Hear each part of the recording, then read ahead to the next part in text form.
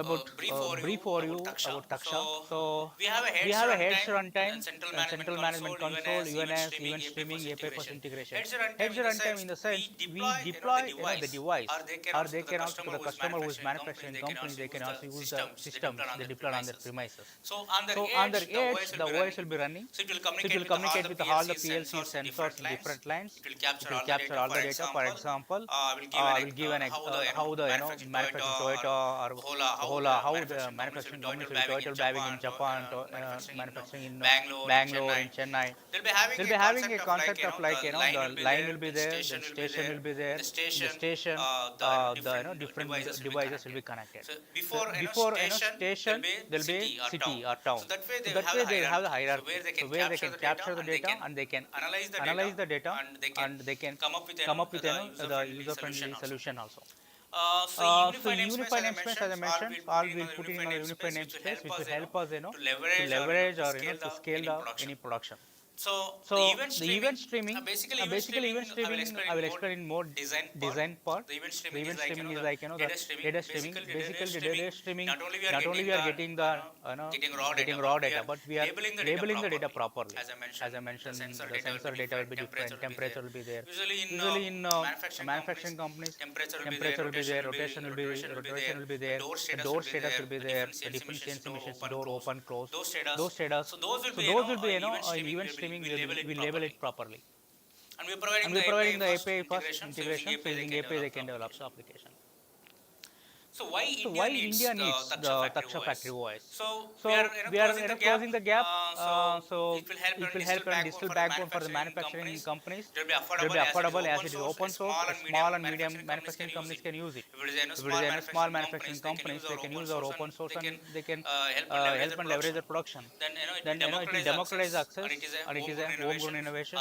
Atmanirbhar Bharat. So make in India. So So that's why India needs this open source for the manufacturing companies.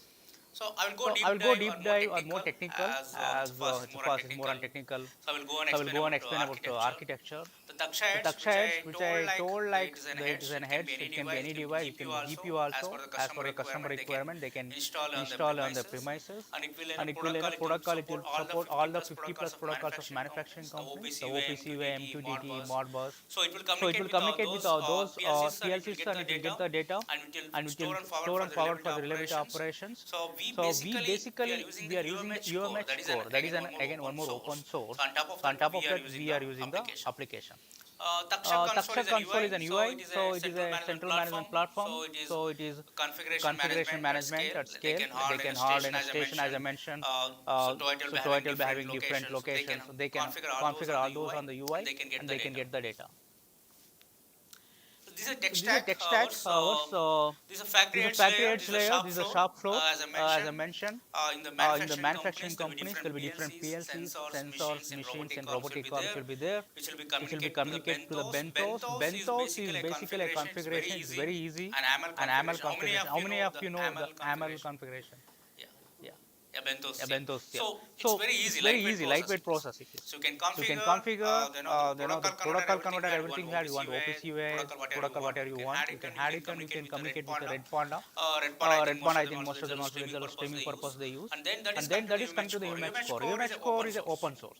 The core UMH core is open source. It is a German company which is providing the core part that we are using. So that will factory edge layer, the shop floor, the device will be connected and all data will be in Bentos we can configure which protocol we want. The protocol converter will come there. As I mentioned, 50 plus protocol. Those AML configuration we can mention it. Red Panda will stream it and there is guarantee that there is no loss of data. So then UMH core will be connected. Then it will go to the NATs. NATs, how many of you know NATs? NATs is also again open source. Yeah. So using NATs, we will securely communicate with the UMH core and we'll capture the data. So NATs probably subscribe. So then using NATs, that will be present on the PIM server. There is a messaging integration layer. From NATs again it will write to the DB.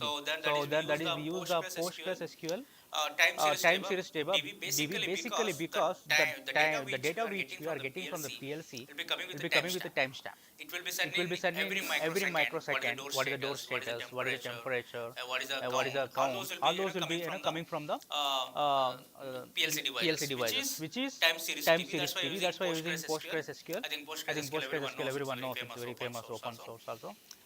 Then we have we are using actual architecture wise we use separately. One is for the time series TV, machine data, another is for using application DB for users and metadata.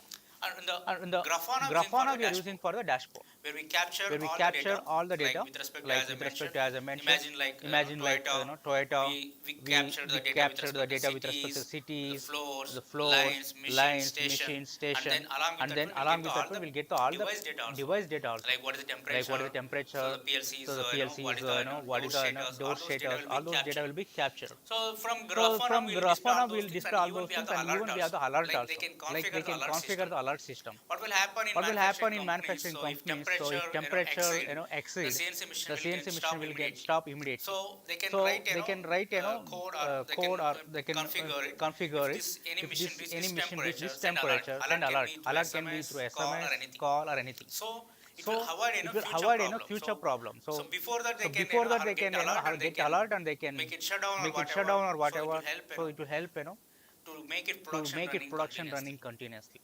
So it will So it leverage will the leverage the production mainly mainly in in the the manufacturing companies. manufacturing companies. So for So UI for we are using UI we are Next.js, using and Next.js, everything is and a Docker. everything is a Docker. So whatever we are So using, whatever we are everything is a using, Docker. everything is a So Docker. So all we are the using the we are using the microservices. microservices. It's completely all It's Docker completely all Docker communications. communication. So as I think most of As them I are think from most of back them are end. from back end. So now So the now Dockers, and the we are Dockers, using Go and we are language using Go language for for this the stack. the stack. So So yeah, so this is how data yeah, so flow this is work. how data Data flow flow work. looks Data like. flow looks like. Um, the Um, the PLCs, that is an PLCs, OT that is an edge, OTH, the the sensors, sensors, everything will robotics, be everything will be communicated to the communicated to bentos. the So bentos. bentos to the So UMH bentos to core, the then UMH NATS core, the bridge, NATS bridge, NATS to NAT NATS to server. NAT This NAT server. server, This NAT it server, can be present it on the can be present on the premises or on premises our or on cloud our also. cloud That is also. left to the That is left to their the configuration their of the configuration, manufacturing the companies. manufacturing companies. Yeah. Yeah. No, it's No, just it, a dock. it's As I just a mentioned, doc. it's all As I mentioned, it's all microservices. microservices. It can run on the It Linux can run machine. on the Linux machine. It will run on the It Linux will machine. run on the Linux machine. Yes, on top of that Yes, it will on run. top of that it will run. Yes, all Dockers. All Dockers. Yeah, Yeah,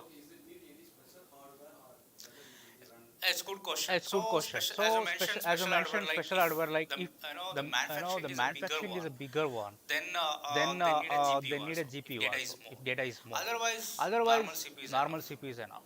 Yes. Yes. Non Linux operating Non system, Linux operating normal system, PC it normal will work. PC it will work. If data is If huge, data is huge, then the configuration then is the required. configuration is required. Correct. Yes. Correct.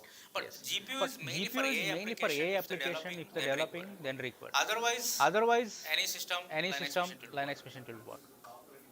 Yeah, yeah. Yeah, yeah. So So basically, basically, this the is operating the system for operating the system for the digital layer. I digital can say layer. the I can digital say the layer. digital So layer. there is a So there is a manufacturing and company, digital layer is and digital layer is That's required. the That's Taksha the OS Taksha we are saying. OS we are saying. Yeah, so this is a data Yeah, so flow. this is a data flow. How it looks Uh, like the in when basic so way, in like basic way, like there's a PLC there's a which will send the PLC which data. will send the So data. So data will that be the read by data the will be read by the bentos bentos as per the AML as per the AML configuration, configuration, like if it is protocol, if it is MQTT MQTT, or if it is a or if it is a OPC-UA or OPC-UA, if it is a or if it is a Mitsubishi. Mitsubishi. As As per per the the protocol, protocol, it will send the data to the UMH From core. image core, From we'll go to image the core, we'll NATS go to the bridge. NATS NATS bridge. also, we can NATS also, we configure can it. configure The it. public and The subscribe. public and subscribe. As per As per subscription, subscription, the the NAT NAT server server will will receive the receive the data. data. From NAT server, From NAT server, we can go go to the DB the and then DB Grafana. and then It will be Grafana. plotted on It will be the plotted dashboard. on the dashboard. How many of you using How many of you Grafana? using Grafana? Oh, okay. Oh, okay. Yeah. Yeah. This one? This one? Yeah, yeah. Yeah, yeah.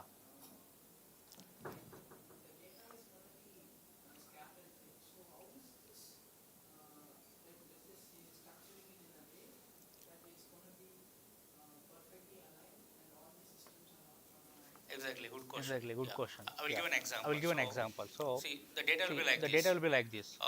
There is a Chennai There is plant. a Chennai plant. From Chennai From plant, Chennai there is plant, one there is line. one line. So line So one, line then one, line one, then inside line there one. is a Inside machine there is a one, machine inside one. machine one there Inside is machine sensor one there one. is a sensor one. This is This is what I can say what I can say the protocol. right? So when Right? any So data when comes, any data comes, so when it is so defined when like it this is defined like this structured structured way, way, you you can get the data easily. proper easily. If suppose in If scatter suppose in like scatter, like we don't know we don't know the machine there can one, be there many can number of be many machine number one. of machine one. data will be not captured properly. So So machine one can be, it can be line 1, line 2, line 3. So that's the So that's the spaghetti the crisis. spaghetti crisis. We told. We are providing We are proper providing a hierarchy. proper hierarchy. So if it is So a if it is a CNC machine, CNC machine, which line CNC machine we don't know. So if you define a So if you proper define a unified proper namespace, unified namespace, so then so the then operation, the the floor operation, manager, the he floor can get manager, he can get easily easily he which can get CNC which machine or CNC which machine or which the hardware or the which hardware machine or has which having the machine problem. has having the problem. That way, That way, the standard hierarchy the standard will hierarchy will unified help. namespace. Unified namespace. Yeah. Yeah. Right. Right.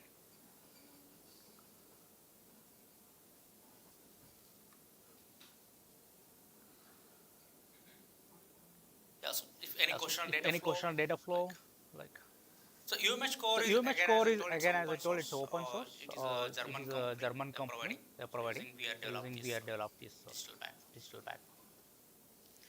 Yeah. So Yeah. So this is important. this Like is why we important. are Like building why we Taksha. are building So Taksha. to So to provide provide scalable, open and interoperable platform platform for for all the manufacturers. manufacturers. It's a bridge gap It's a between the bridge gap legacy between the mission legacy and mission modern digital and system. modern The digital legacy in system. the The sense legacy in like the the sense Indian like the manufacturing Indian is not manufacturing is adopting not adopting more technology. more So technology. that's the So legacy that's issue. the legacy issue. And to enable And to data-driven enable productivity, data-driven so productivity, data so is data present, is but we are not present, using. but we are not There using. are hundreds of There are PLCs hundreds of present, PLCs but present, data is inside but the data is PLC. inside the We are PLC. not connect We or are we are not not connect or using we are it. not using it. So to So enable that, we to are enable that, we are developing the Taksha developing the Taksha and to and build to build community-led ecosystem. community-led ecosystem. So it's not So basically, it's it's not not just a basically, it's not software. just a It is software. It is it's a it's a digitally empowered for the digitally global empowered for the manufacturing global companies. manufacturing companies. Yeah. So Yeah. So this is important. this is So important. So please come and please contribute, come and help us. contribute, help us. So raise a So peer. raise a peer. Please take the Please take the pick of the pick of our the GitHub link. our GitHub link. So it's So very it's easy. very You just easy. You just we all everything we we made all everything we Dockers. made Dockers. You feel like You feel in like 5 minutes in you can 5 minutes the you can Dockers will be the running. Dockers will be running. So So and then you can then you can keep on keep on experimenting. You can do experimenting. You can do so the as I so the mentioned we are as I using mentioned, the we are good using the technologies, good the Go technologies, language, the Go Postgres language, we are using. Postgres we are using. Yeah, I mean, I mean, you can just log you into can that just one, log into that one, and you can just and you can just we provide all the we steps provide how all to the run the steps how Dockers, to run the everything. Dockers, everything. So then you can So then you start can start testing all those things. testing all those You things. feel like You there feel is a like there is a vulnerability, there is something vulnerability, there is failure. something Please raise a failure. PR Please raise a request, PR request, and then I will and provide then I will provide the the Discord link also, Discord where link you guys also, can where you join guys also. can join also. Yeah, Discord link I will Discord share next link I slide. will share next slide. This GitHub link, please GitHub link, take up. please take up. Yeah, perfect. Yeah, perfect. Yeah, this is Yeah, this email. is email. This is our LinkedIn This is and our Discord LinkedIn link. and Discord link. So join our So Discord join link our as you Discord link, mentioned as that you mentioned that if you will if get you will get whatever the previous whatever the peer previous request we peer raised, request our we design raised, our discussion design happened, discussion happened, all knowledge you will get it. knowledge you will So get it will it. help for So you it will to help for contribute you to also. contribute also. Yeah, and this is Yeah, and this more is important more practical important and stuff. Yes, practical we are stuff. writing. Yes, we are We writing. require We Linux require and open Linux source and open source interest interest engineering, who is engineering, who is backend basically backend for the basically backend for the backend work mainly on the work, Go mainly on language. the Go language. So if So anyone interested, if anyone interested, please. please. Yeah, Yeah, this is our email this ID. is our So email ID. if So your friends are there, if your please friends ask are them there, to share please the ask them resume. to share the resume.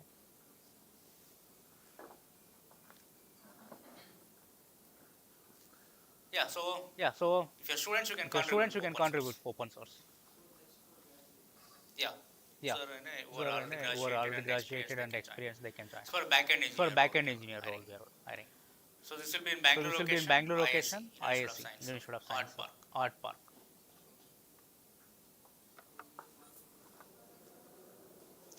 Any questions? Any questions like?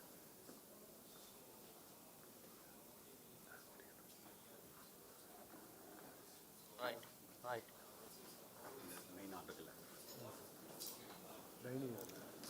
So ERP basically, ERP basically, any they will company have, they will have, SAP based data. SAP based data. That is a ERP. That is a ERP.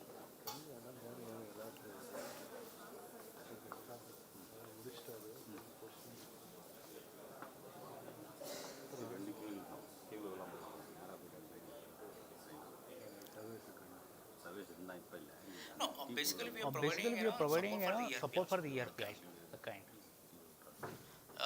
As I as I mentioned, so in the ERP, in the sense like they cannot manufacture 100 manufacture 100 boards, boards, 200 boards. those data they can Those data provide they in can be ERP. provided in the SAP ERP. based data. SAP based data. Those support will be Those provided support will be from provided the from the function.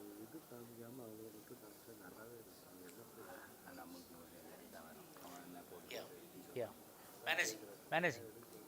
See, what will happen in What will factory happen in factory manufacturing companies, right? manufacturing There will companies, be right? There will ERP be also, ERP also. SAP data The will be SAP there. data will be there. They'll be having They'll different be data having also. different So data also. our is a digital Our is a backbone for digital everything backbone end for to end. everything end to end.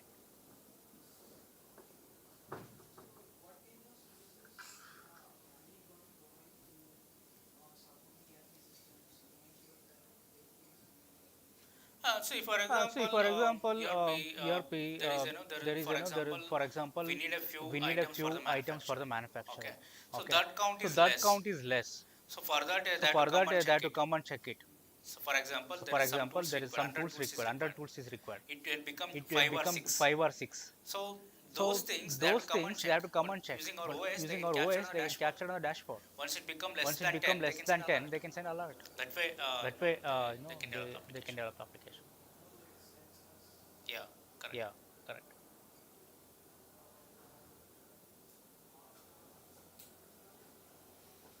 Thank you. Thank you.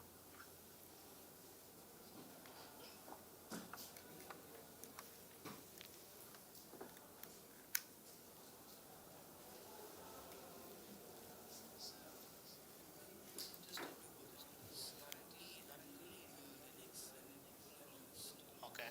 Okay. You took the You Discord took the link. Discord link. You please join and You please support. join and support. Yeah, Yeah, that's been provided, that's right? we You provided, have right? You taken that have taken that ID. ID. Okay. This you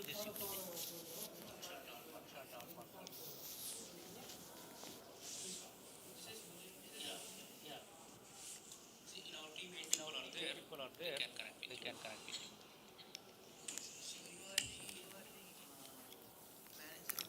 Yes, yes. You just connect to Swan. There you can check my Sandeep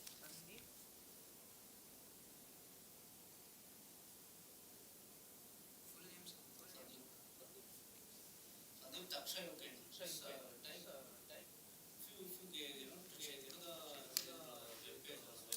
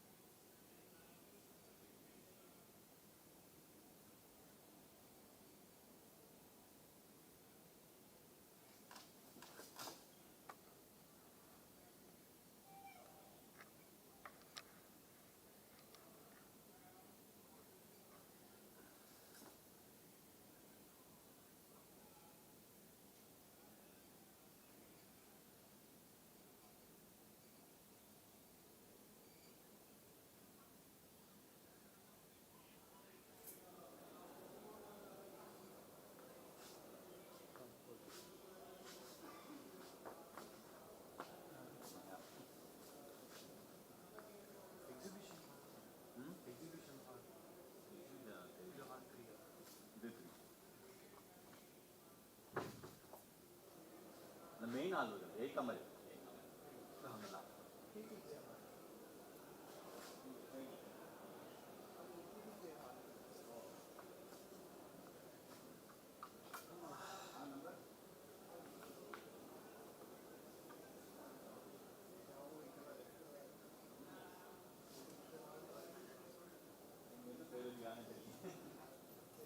okay okay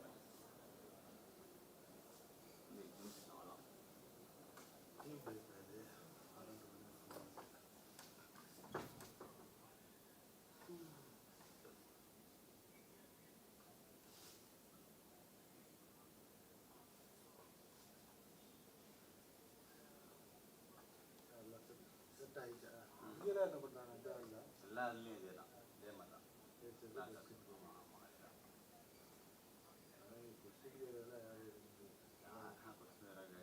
காட்டவே தேவை முதல்ல plan பண்ணிட்டு மெயினாக இல்லை question ஒரு camera கூட அப்புறம் மட்டும்தான் இது அதுக்குள்ளே போட்டுவிட்டு இதுன்னா ஒரு இடத்துல நிற்பாங்க மைண்டுக்கு காலேஜ் மாதிரி போட்டு இங்கேருந்து நான் அந்த ரைட்டில் லெஃப்ட் ரைட் இருக்க முடியாது இங்கேருந்து லெஃப்டில் லேப்டாப்பில் யூஸ் பண்ணிக்கலாம் தான் இருக்காது லேப்டாப் வச்சு பவர் பாயிண்ட் பண்ணுவாங்கல்ல அதான் இதுலேயே லேப்டாப் கேள்வி எல்லாம் இருக்குது கேபிள் இல்லை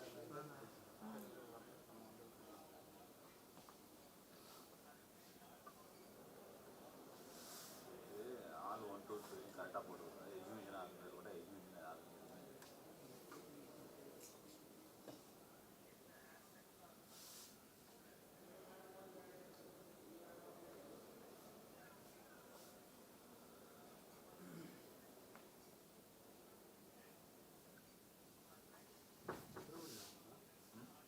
எத்தனை மணி இந்த ஒரு இது அனுப்புகிறேன் மத்தியானம் சாப்பாடு முடிஞ்சிட்டு 5 மணி நேரம்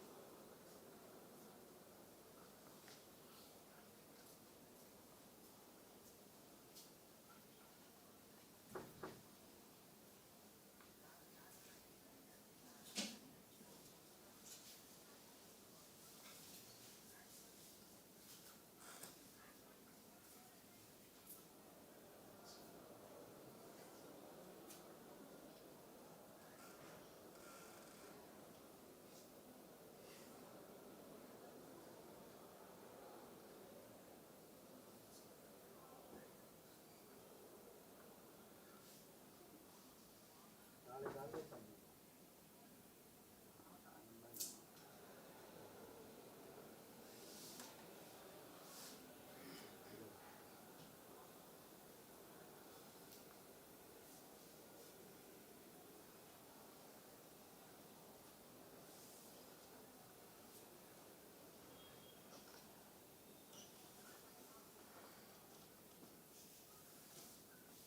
நாளைக்கு சாயந்தரம் தானே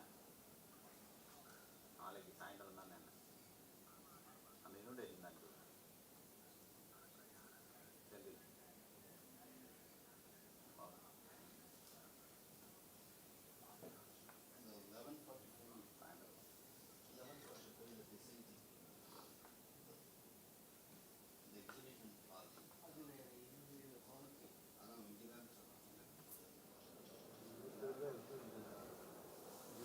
அங்கே வெளில வந்து டோர் எல்லாம் நான் எதுக்கு போனாலும் அவங்க தான் எங்கடா போயிட்டு வந்தேன் நானும் போகணும்னு பார்த்தீங்கன்னா எந்த பக்கம் அதோடு இருக்குதா ஆளுக்குள்ள தான்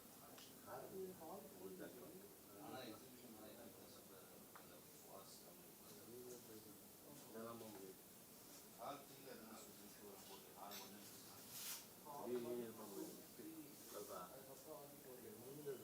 வெளியெல்லாம் போயிட்டு திருப்பி வரதுக்குள்ளே 1 கிலோமீட்டர் அவ்வளோ போயிட்டு திருப்பி போகலாம் சரி தான் வச்சுட்டு போகிறேன் போகிறப்ப சொல்லிட்டு போகிறேன்